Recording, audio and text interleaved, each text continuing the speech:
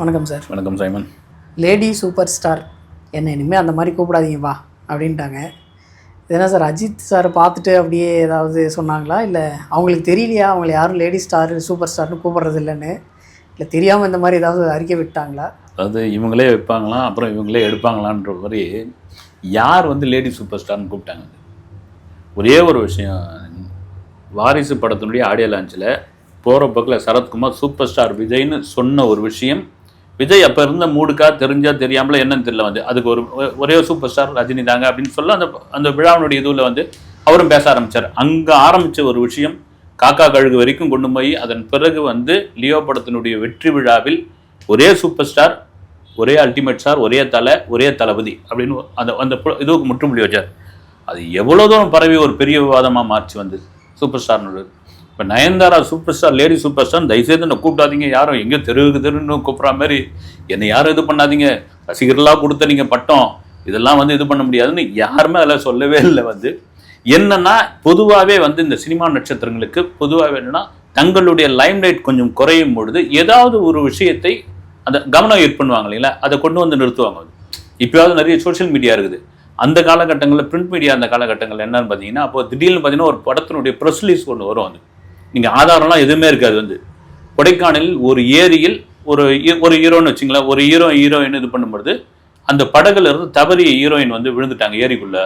Hero ஒத்தால போய் விழுந்து குதிச்சு உயிரை மீட்டு கொண்டு கரை சேர்த்தாரு அப்படின்னு.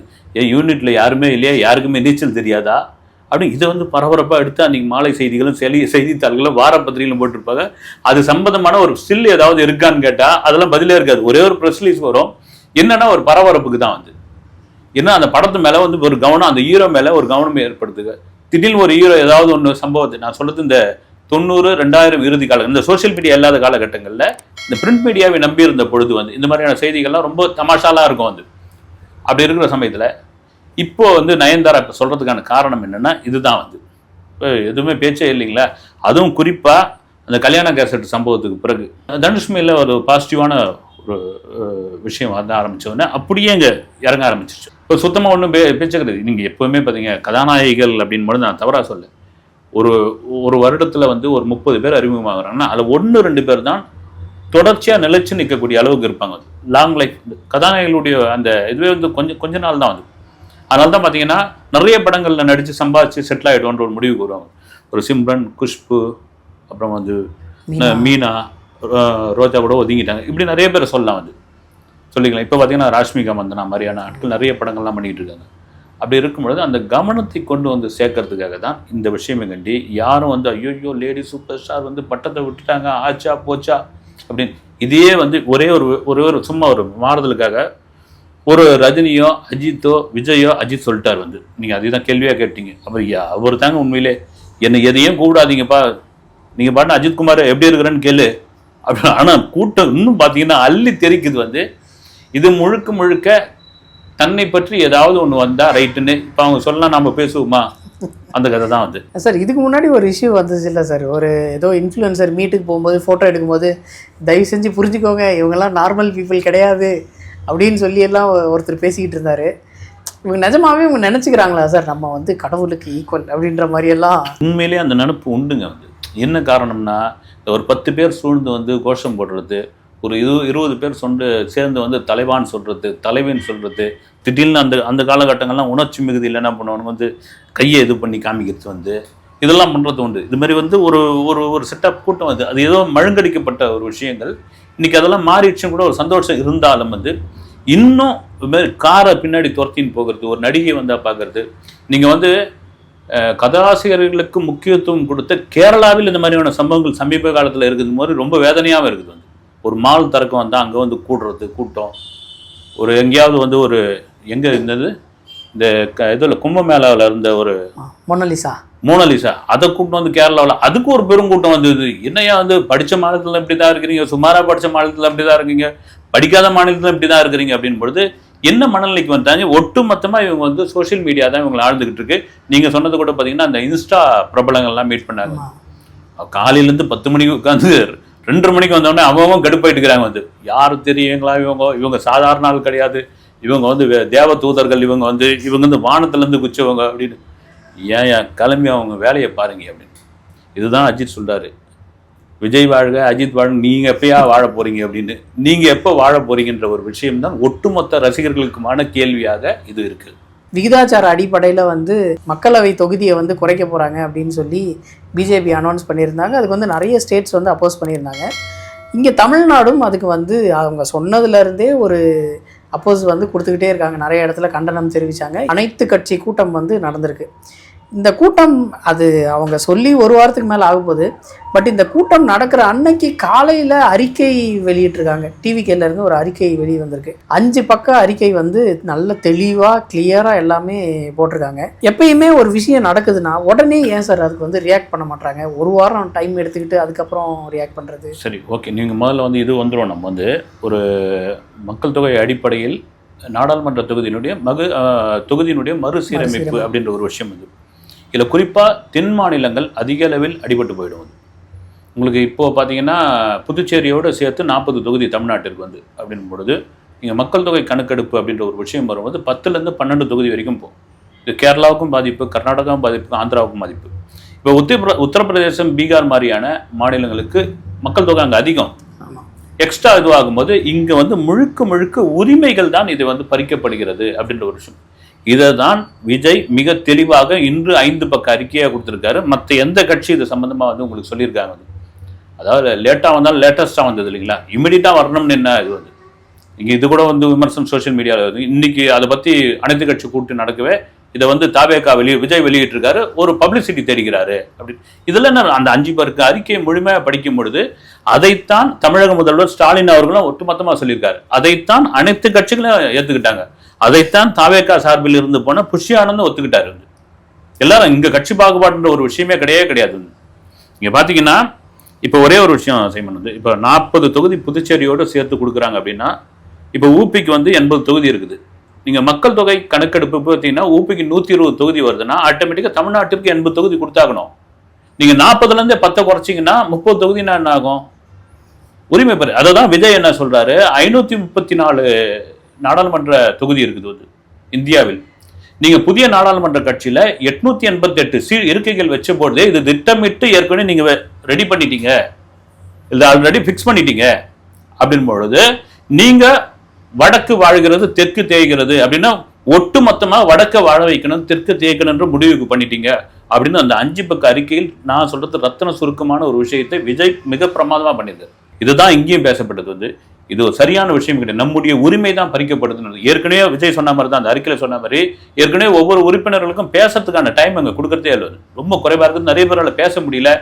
அப்படி இருக்கும்பொழுது 888 உறுப்பினர்கள் அப்படின் போது என்ன ஆகும், வந்து ஏறக்குறைய தென் மாநிலங்களுடைய குரலை பிடிச்சி அப்படி நிறுத்துற மாதிரியான ஒரு விஷயமா தான் அது மாறுது. வந்து இது முழுக்க எதிர்க்கக்கூடிய ஒரு விஷயம், வந்து நம்முடைய உரிமைகளை திட்டமிட்டு பறிக்கக்கூடிய ஒரு விஷயமாக நானும் பார்க்கிறேன். கடந்த மாதம் 26ஆம் தேதி 1ஆம் ஆண்டு நிறைவடைந்த விழாவாக வந்து டிவிக்கு வந்து கொண்டாடினாங்க சார்.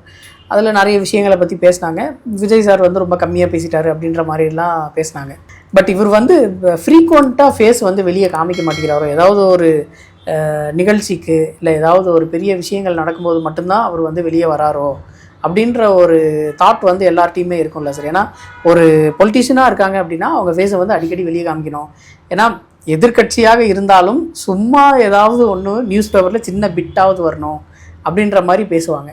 இவர் வந்து ஃபேஸ் அதிகமாக வெளியே காமிக்கிறதுக்கே வரமாட்டேங்கிறாரு, வெளியவே அதிகமாக வரமாட்டேங்கிறாரு அப்படின்ற ஒரு கான்ட்ரவர்சி இருந்துகிட்டே இருக்கா சார். இல்லை, வெளியே அனாவசியமாக எதுக்கு வரணுன்ற ஒரு கேள்வி. ரெண்டாவது பார்த்தீங்கன்னா ஒரு காலகட்டத்தில் உங்களுக்கு வந்து நான் திரும்ப சொல்கிறது தான் மீடியாக்கள் ரொம்ப கம்மி. ஒரு செய்தித்தாளே பார்த்தீங்கன்னா தமிழில் ஒரு நான் சொல்கிறது ரொம்ப ஒரு 45 வருஷம் முன்னாடி தமிழில் ஒரு 3 பத்திரிகை தான் இருக்கும், வந்து ஆங்கிலத்தில் ஒரு 2 பத்திரிகை இருக்கும், வானொலி தொலைக்காட்சி கூட கிடையாது. அப்படி இருக்கும்பொழுது இந்த செய்தி ஊடகங்களை வச்சுட்டு தான் நீங்கள் வந்து மக்கள் முன்னாடி வந்து தெரிய வைக்கணும்போது தலைவர்கள் கண்டிப்பாக வந்தாகும். எனக்கு சீனியர்லாம் வந்து செய்தி வந்து அப்போல்லாம் இப்போ நீங்கள் மொபைலில் அடித்து அனுப்புறது இப்போ ரொம்ப ஈஸியாக ஆகிடுச்சு இல்லைங்களா. அப்போ ஒரு பொதுக்கூட்டம் நடக்குதுன்னா கட்டன்னு எழுதுவாங்க, எழுதிட்டு அதை கொண்டு போஸ்ட் ஆஃபீஸில் ட்ரங்க் கால் போட்டு சொல்லுவாங்க. வெளியூராக இருந்ததுன்னா அவங்களுக்கு ஒரு கார்டு கொடுத்துருப்பாங்க. இங்கே வந்து இல்லைன்னா வந்து டெலகிராமில் அதை வந்து அடித்து அனுப்புவாங்க. இங்கே ஷார்ட்டனில் இது பண்ணுவாங்க. இன்னும் கேட்டால் ஆப்செட் பிரிண்ட் கூட கிடையாது. அப்போ வந்து அச்சு கோத்து வைக்கணும், ஒவ்வொரு எழுத்தாக எடுத்து வைக்கணும். அந்த காலங்கள்லேயே செய்தி அவ்வளோ ஈஸியாக கொடுத்தாங்க. அப்படி நான் இப்ப தலைவர்களுக்கு கண்டிப்பாக இந்த செய்தித்தாள்களை இதன் மூலமாக போய் தான் மக்களை வந்து ஒரு விஷயம் கொண்டு போய் சேர்க்கணுன்ற ஒரு விஷயம் இருந்தது, முக்கியமா இருந்தது. அப்படியே மாறிடுச்சு. இன்னைக்கு சோசியல் மீடியாக்கள் தான் இருக்குது. இன்னைக்கு யார் என்ன அறிக்கை கொடுக்குறாங்க வந்து அவங்களுடைய எக்ஸ் வலைதளத்தில் வந்து ஒரு விஷயத்தை போடுறாங்க, எல்லாரும் எடுத்துக்கிறாங்க, எல்லாரும் எடுத்து பேசுறோம் நம்ம அப்படின்னு ஆயிட்ட போது ஏன் வர வேண்டும் அப்படின்ற ஒரு விஷயம். விஜய் சரி ஒரு வருஷம் ஆயிருக்குது, ஏன் அனாவசியமான விஷயத்துக்கெல்லாம் வெளியே வரணும் என்னுடைய கருத்து வந்து வந்தாச்சு. ஒரு பரந்தூருக்கு வந்தாச்சு, அப்புறம் பார்த்தீங்கன்னா ஒரு மாநாட்டுக்கு போயாச்சு. மழை வெள்ளத்துக்கு அவர் போயிருக்கலாம், அது என்னுடைய தனிப்பட்ட கருத்து தான். அதுக்கு அவங்க கூட விளக்கம் சொல்லியிருக்காங்க. ஒரு திருவண்ணாமலை நிலைச்சரிவுக்கோ ஒரு பக்கத்திலே இருக்கிற ஒரு கடலூருக்கோ அவர் கண்டிப்பாக போயிருக்கலாம், ஏன் போகணும்னு தெரியல வந்து. அதை தாண்டி வந்து ஒரு புத்தக வெளியீட்டு விழாவுக்கு வந்தார், பேசினார். அது பெருசு பொருளாக மாறிச்சு வந்து. இப்போ நீங்கள் சொன்ன மாதிரி 2ஆம் ஆண்டு விழாவில் ரொம்ப ரத்ன சுருக்கமாக பேசிட்டு போயிட்டார். இதுக்கே இவ்வளோ பெரிய பூம் அப்படின்ற பொழுது இனிமேல் தான் விஜய் வந்து தன்னுடைய அரசியல் பயணத்தை வெகு விரைவாக ஆரம்பிக்க போகிறார் அப்படின்ற ரொம்ப கடகடன்னு. அதுக்கு தான் ஆதவர்ஜி நான் சொன்னது என்னன்னா, அவருக்கு ஒரு திரைப்படம் சம்பந்தமான ஒரு கமிட்மெண்ட் இருக்கு. ஏன்னா நடிகர் விஜய்ன்னு சொல்றீங்கல்ல, அந்த நடிகர் விஜய்க்கான ஒரு கடமை ஒன்று இருக்குது. ஜனநாயகன் படத்தினுடைய படப்பிடிப்பு நாளைக்கு மறுநாள் அதனுடைய ஷூட்டிங் வந்து கம்ப்ளீட்டாக முடியுது. அதன் பிறகு டப்பிங்கே பேசி முடிச்சிடறாராம். நம்ம கேள்விப்பட்டது, நீங்கள் டப்பிங் இடையில கூட வந்து பேசலாம், வேணாம் ஒரே அடியாக நான் டப்பிங்கே பேசி முடிச்சிடுறேன் அப்படின்ட்டு முன்கூட்டியே கூட அந்த படம் ரிலீஸ் ஆகிற மாதிரியான ஒரு பேச்சுவார்த்தை பேசி முடிச்ச உடனே இப்போ என்னன்னா அவர் ஒரு நடைப்பயணமோ அல்லது ஒரு ஒரு வாகனத்திலே போய் மக்களை சந்திக்கிறார் அப்படின்னா அது பர்மிஷன் ரொம்ப ரொம்ப முக்கியமான ஒரு விஷயம். இப்போ பர்மிஷன் கேட்கறது, இப்போ எங்கெங்கெல்லாம் போறீங்க, என்ன மாதிரியான விஷயம், எங்கே மீட் பண்ண போறீங்க, எங்கே தங்க போறீங்க, எவ்வளோ கூட்டம் வரும், இதெல்லாம் கொண்டு வரும். ஏன்னா சட்டம் ஒழுங்கு பிரச்சனை ஒன்று இருக்குது. கட்டுக்கடங்காக அது கூட்டம் வந்துருச்சுன்னா என்ன பண்ணுறது. இன்னும் அவர் வந்து ஒய் பிரிவு வந்து இவருக்கு கொடுக்கப்பட்டதை வந்து ஏற்றுக்கிட்டாரா ஏற்றுக்கலையா, அது எப்போ சார்ஜ் எடுத்துக்க போறாங்கன்னு தெரியல. இவ்வளோ விஷயம் இருக்குது. ஏப்ரல் 14ஆம் தேதியிலிருந்து தமிழ் புத்தாண்டிலிருந்து அவருடைய அரசியல் பயணத்தை, மக்களை சந்திக்கிற பயணத்தை தொடங்க போகிறார்ன்ற ஒரு விஷயம் இருக்குது. அதன் பிறகுதான் இதுங்க இந்த வருஷம்லாம் இருக்கு பார்த்தீங்களா, நீங்க சொன்னது தான் வந்து அவர் வந்து பார்க்கல, ஒரு எலைட் அரசியல் பண்றாரு, வெளியே வர மாட்டேன்றாருன்னு. இப்போ அடிமக்கள், ரொம்ப ஒரு ஒடுக்கப்பட்ட மக்கள், பின்தங்கிய மக்களை போய் சந்திக்கிற ஒரு தலைவராக விஜய் கிளம்ப போகிறார் என்பது ஒரு உறுதியான தகவல். இந்த அனைத்து கட்சி கூட்டத்திலையும் புசியானந்த் அவர்கள் வந்து ரொம்ப சுருக்கமாக தான் பேசியிருந்தார். ஆனால் இதில் வந்து என்ன நான் பெருசாக பார்க்குறேன்னா, எல்லா கட்சிகளுக்குமே பேசுகிறதுக்கு அனுமதி கொடுத்துருந்தாங்க சார். அது வந்து நீங்கள் எப்படி சார் எல்லா கட்சியும் ஒட்டுமொத்தம் நீங்கள் வெளியே நின்று 1000 இப்போ அதிமுகவுக்கும் திமுகவுக்குமான இது இல்லை, அது திமுகவிற்கும் தாவேக்காக ஒரு எளிய முடியுமான சண்டை இங்கே வந்து அதெல்லாம் கிடையாது. அனைத்து கட்சி கூட்டமே இங்கே வந்து ஒட்டுமொத்தமாக நம்ம குரல் கொடுத்தாதான் அதற்கு ஒரு எதிர்ப்பு இருக்கும் அப்படின்னு. கண்டிப்பாக இதில் பிஜேபி வரல, நாம் தமிழர் வந்து கலந்துக்க மாட்டேன்னு சொல்லிட்டாங்க, அது ரைட்டு. அவங்க பிஜேபி வர முடியும், அவங்க தான் அந்த சட்டம் போட்டதே அவங்க தான் வர முடியாது. ஆனால் இதில் இன்னொரு நீங்கள் சொன்ன மாதிரி அதிமுக சார்பில் வந்த ஜெயக்குமாரும் அதுக்கு ஆதரிச்சு பேசியிருக்காரு. குறிப்பாக வந்து தாவேக்காவினுடைய புஷி ஆனந்தம் அவர் பேசணும் தான் நிறைய போட்டுக்கிட்டே இருந்தாங்க. அது 534 தொகுதி தான், அது கண்டிப்பாக இருந்தே ஆகணும், அதில் எந்த வித மறு சீரமைப்பும் பண்ணக்கூடாது, இதில் உறுதியாக இருக்கேன், நானும் உறுதியாக இருக்கேன், தலைவரும் உறுதியாக இருக்கேன்னு அவர் சொல்லிட்டு போயிட்டார். அப்புறம் கமலஹாசன் அவர் நேற்றே நான் கிளம்பி ரெடி ஆகிட்டேன், நான் கிளம்பி போகிறதுக்கு அப்படின்ற மாதிரி ரொம்ப பரபரப்பாயிட்டார் வந்து. அவர் என்ன சொல்றாரு, இந்தியாவாக ஏங்க ஏற்கனவே அவர் பேசுறது புரியாது வந்து, அதை என்ன சொல்ல வர்றாருன்னா, இந்தியாவை வந்து இந்தி பேசுறோம் இல்லைங்களா, அதுவாக மாற்றி விடாதீர்கள் அப்படின்னு. என்ன பாருங்க, காலமேக புலவருக்கு அப்புறம் இப்படி ஒரு சிலேடையோட பேசுறாருன்னா அவருக்கு மட்டும்தான் அது வந்து பொருந்தும் வந்து அப்படின்னு அவர் வந்து ஒரு வார்த்தை பேசிட்டு போயிட்டார் வந்து. பரவாயில்ல, அதாவது புரிஞ்சது வந்து சில சமயம் புரியாத மாதிரி அடிச்சு தள்ளிட்டு போவார். எனக்கு கமலஹாசன் கிட்ட பிடிச்ச ஒரு விஷயம் என்னன்னா, எல்லா கேள்விக்கும் பதில் சொல்லுவாருங்க.